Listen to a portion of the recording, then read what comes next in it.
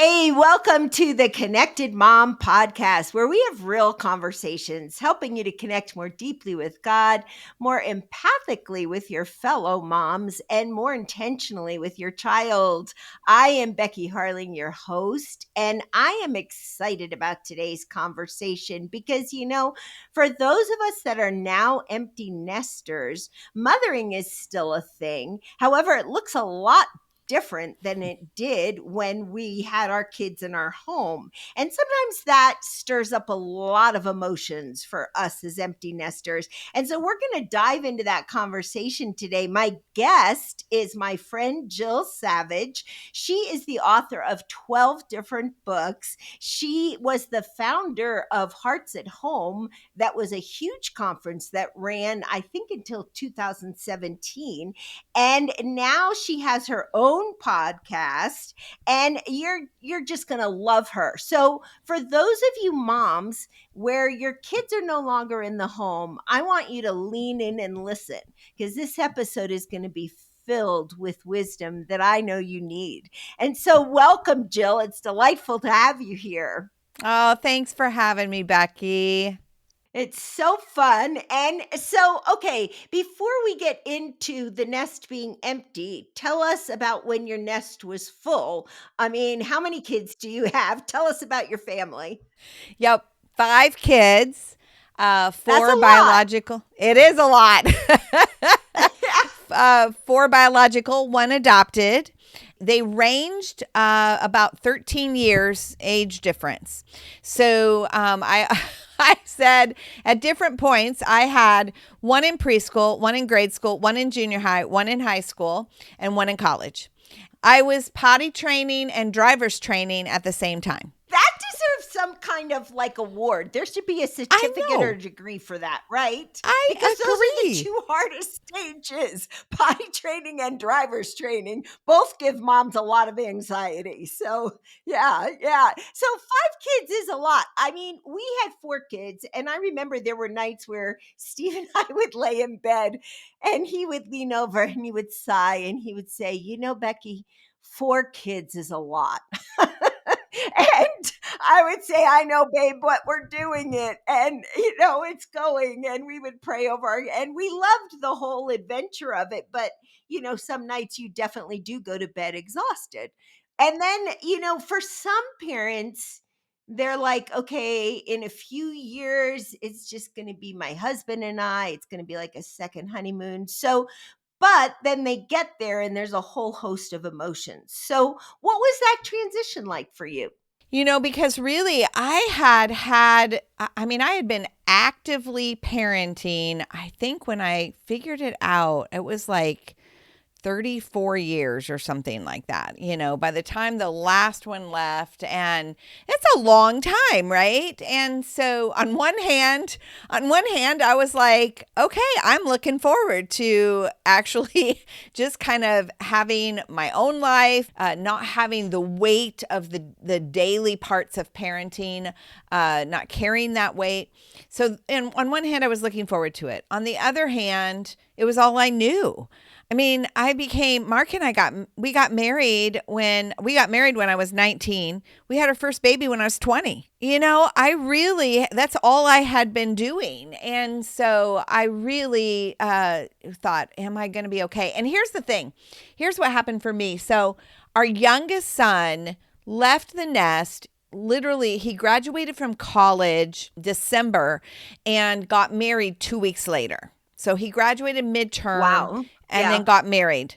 And that spring, I was like, I like to say that empty nest moms are either woohooers or boohooers. At that point, I borrowed that from Kathy Lipp. I heard her say that once, and I loved that. And for me, I was a woohooer at that point in time because I was like, oh my gosh, wow, this is what life is like on the other side, But I got to August and everybody was getting kids ready to go back to school.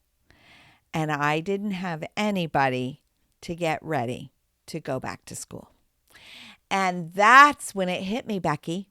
It was delayed. It really was. So then I moved from being a woohooer to being a boohooer because I was like, I don't even know what to do here because I'm so accustomed to getting somebody ready to get back to school supplies. So I felt left out of what everybody else was doing. And so that was tough for me. And so that's when the emotions kind of started for me, where I really started to kind of go through a little bit more grief. I began to understand that feeling of both gain, but also loss. Yeah, and I think a lot of times the grieving process catches moms off guard, right? But it is a grieving because you are letting go. Your role completely changes, right? I mean, when they're in your home, you give guidance, you give direction at times. When they're out of your home, when they become adults, your whole role changes. And I think for moms, like I know for myself, I loved being a mom. You probably did too, right? So a lot of who I was rooted in motherhood. And I'm actually glad for me along the way that I started Bible teaching and, teaching seminars and things like that. Because if I hadn't, it would have been awful for me when my kids moved out, I agree. because I loved that season. So how do moms grieve this well without becoming whiny with their kids that have left home? I think that part of it is we have to have a balance that it is both loss and gain. I think what happens is too many of us focus on the loss and we miss the gain. We miss we miss the transition. I think it's important to remember that raising children is one season of life. It's not our whole life. It's one season of life. And it takes a lot of energy. It takes a lot of time. But now we have this other season that we get to do something with. So that's the gain. And the other part of the gain is seeing your kids begin to live their own life, figure out their own path, become adults that you get to continue to have a precious relationship with. Yes, it will be different. Maybe start families of their own. Maybe you will eventually have grandchildren. Maybe you can begin to pursue some sort of a passion that's kind of always been sitting in the background, but you never had the time or the energy or even the money for. I mean, after kids leave the home, you get a raise. Supposedly, except until grandchildren come along. And then that's another whole area of your budget, at least for me. But I want to go back to something you said, because I think one thing that is practical and very helpful for moms, when they're in this season of a sort of grieving, is to pursue some type of growth for them. I know for me, when our kids all started getting married, and when the last one got married, and I went for my John Maxwell coaching training, and it was so wonderful to rediscover my brain. Oh, there is a brain after motherhood, because sometimes you think you've lost your brain when you're raising all your kids. There's that old joke that when you give birth, your brain comes out with the placenta. And, it was just great for me to focus on learning and growing as a person apart from my kids. Oh, I totally agree with you. And that is pursuing that passion that was there. And now was the right time for it, right? You were able to go, okay, this has been on the back burner, but now it's time for me to be able to pursue that. And sometimes, I guess let's speak to the lady out there the mom out there that's going, I don't even know what I like. And so she may have to go through a season of trying a lot of different things. Give something physical a try, like pickleball. That's a growing rage right now. Oh my gosh, it is, isn't it? Try a a Bible study, try your hand at a class, maybe decide to go back to school, all, like you did, get certified as a coach. I mean, there's just all kinds of possibilities. So you may have to try you may have a year of trying some different things and stepping back and going, do I love this? Do I not love this? And that's okay too. Yeah. So, okay, let's talk about something hard when your kids leave home. For many moms, holidays, I mean, it's just a whole thing, right? And, as moms, especially for those of us that really loved the holidays, I mean, I was honestly the holiday queen, right? I mean, I couldn't wait to get the tree up at Christmas. Every holiday was a grand celebration at our house. Well, then your kids get married and there's two families to deal with, and you can't have every holiday, and things change. So, walk us through that. How do we help our adult kids with that? And how do we help ourselves not, sink into a pit of tears? And that is one of the places where the grief will first show up too, is those holidays, because they will likely be different in some way, shape, or form. I am one of the things that Mark and I learned early on, and I believe that, I had to grieve it first, but I believe that it is key to making the holidays enjoyable for everyone. And I really think that as we need to give our kids the gift of holiday freedom. I love that. Say that again, Jill. We need to give our kids the gift of holiday freedom. Amen. What I mean by that is, first, the day that you celebrate does not matter. We stop getting attached to that Thursday that everybody seems to celebrate Thanksgiving, which, by the way, everybody doesn't on that Thursday.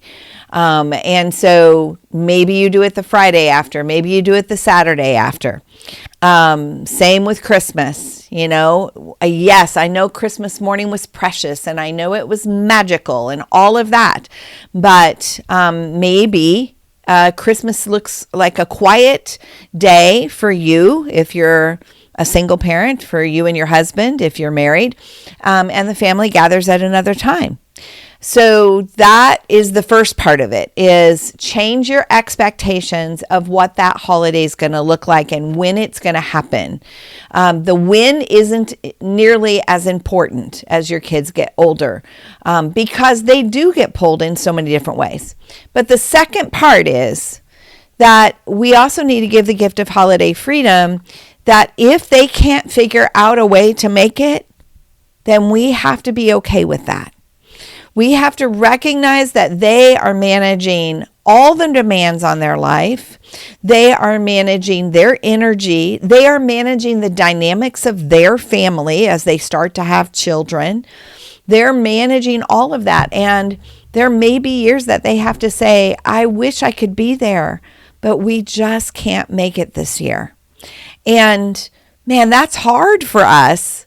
That is hard for us mamas. But man, in those moments, we have to be able to say, I am so sorry that you're not going to be able to make it. You will be greatly missed, but we understand and we love you. Yeah, because I think I learned quickly that if you put pressure on your kids, they begin to resent that and they don't want to come.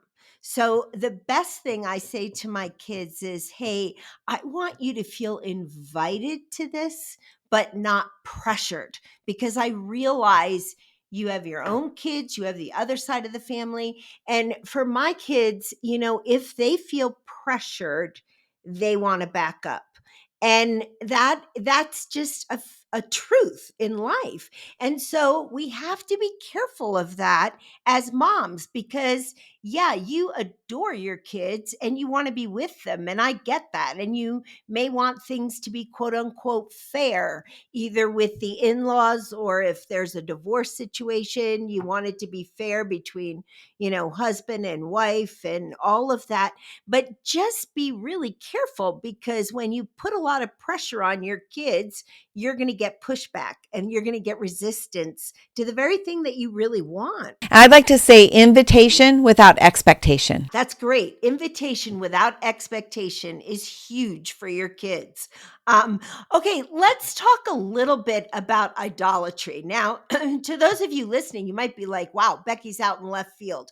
Not really, because I think that here in the West, particularly, and even in our evangelical culture, we have at times been guilty of making our children idols because we want to parent them perfectly. We want to protect them from anything and everything.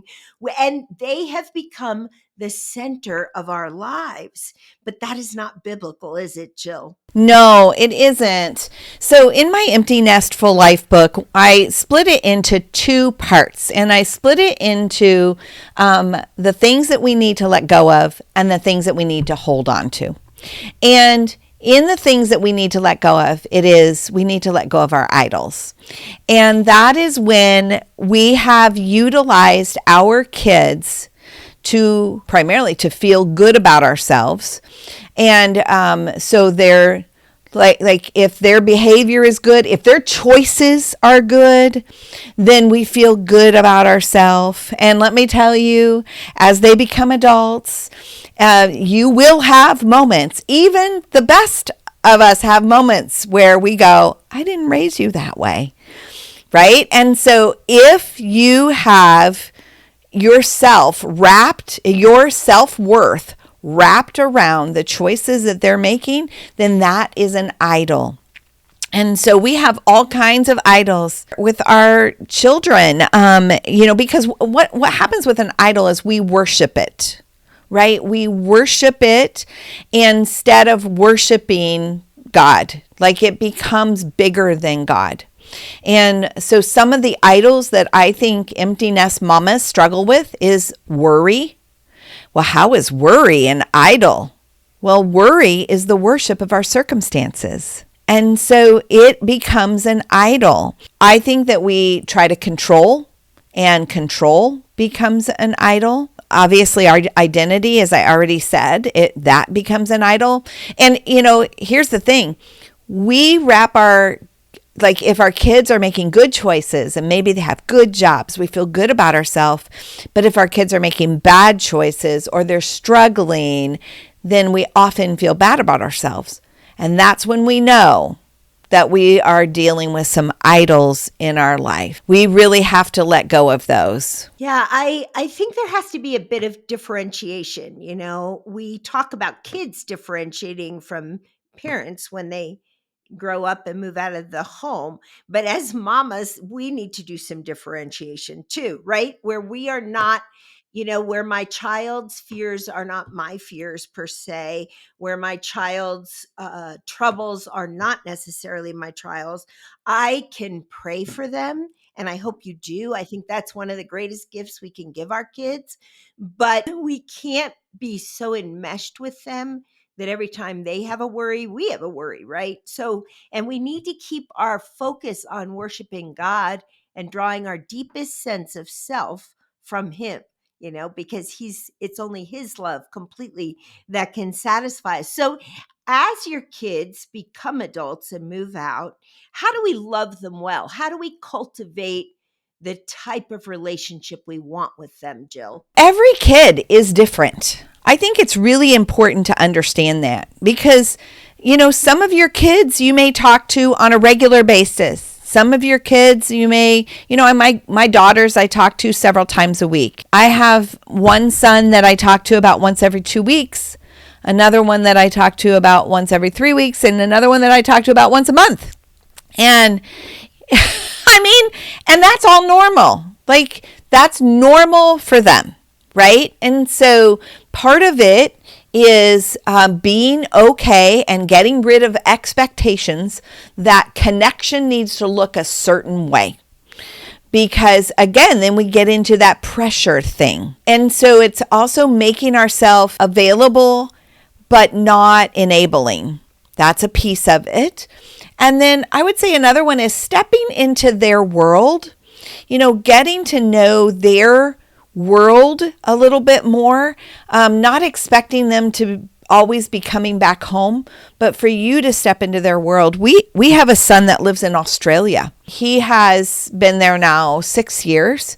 And so, at first he was only supposed to be there a year. And so we weren't, thinking, well, we'll make a trip. And then it became evident he was staying longer. And it was like, oh, we've got to figure out a way to get there. And I love that we've been there several times and gotten to know his friends. So when he talks about his friends, we know who he's talking about. We've been in his home, we know. So, that's easy to do when your kids just live down the street.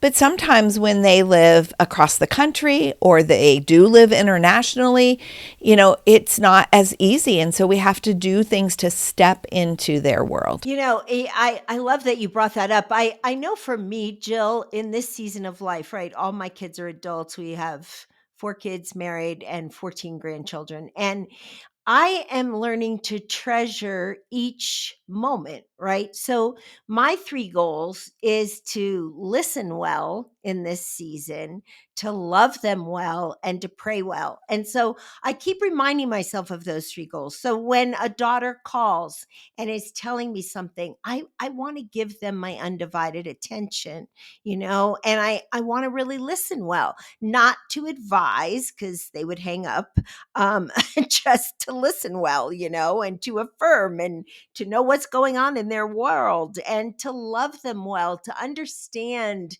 when they are going through a really crazy busy season and they can't stay in touch as well, or to understand, I always have my ears tuned for, okay, Lord, where do you want me to be praying for this particular child of mine or their spouse or their kids, and then one thing that I think is really important as our kids grow up and get married is loving their spouses well. So let's talk about that a little bit too.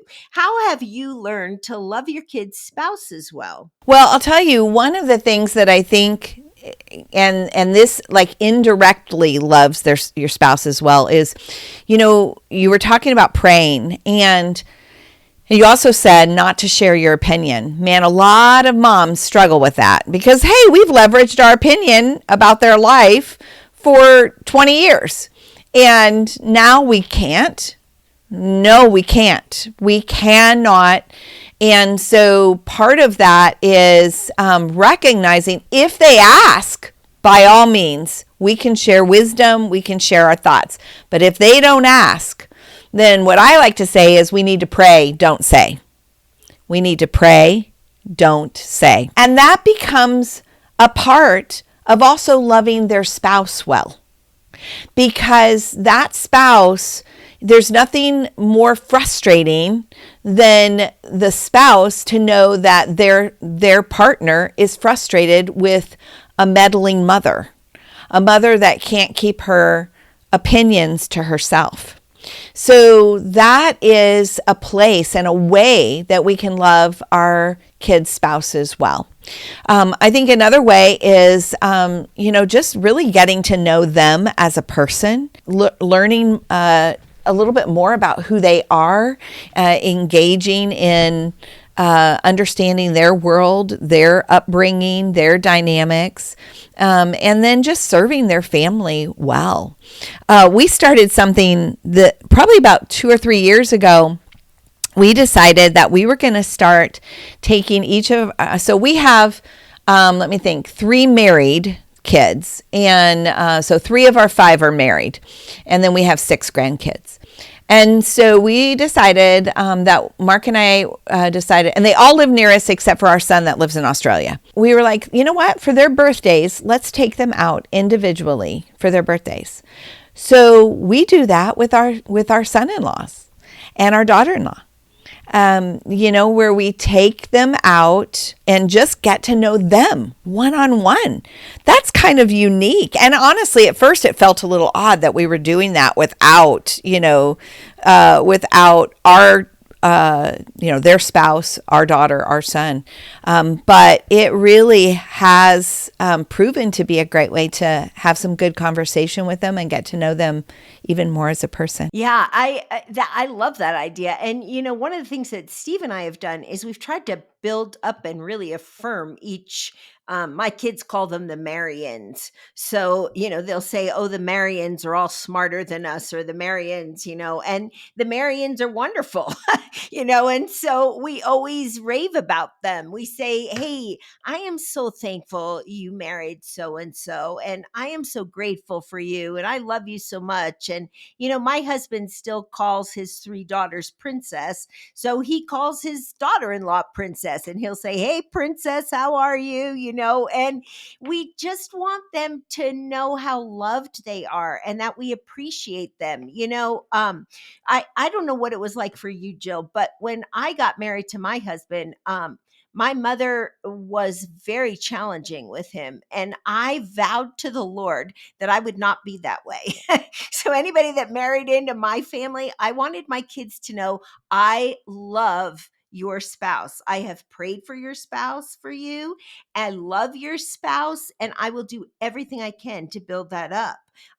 Because I want them to know that, there's nothing worse than feeling like your parents are not for the person you married.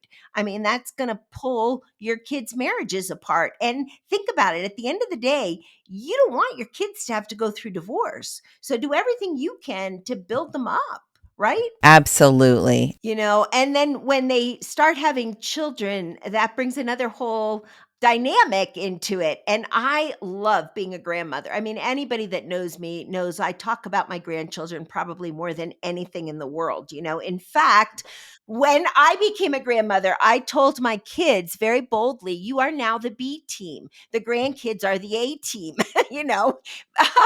But, no matter how great your kids are, there will be things that they do differently than you did, and so that's another realm where we have to keep our mouths shut, right, Jill? Do you have any stories about that? I sure do.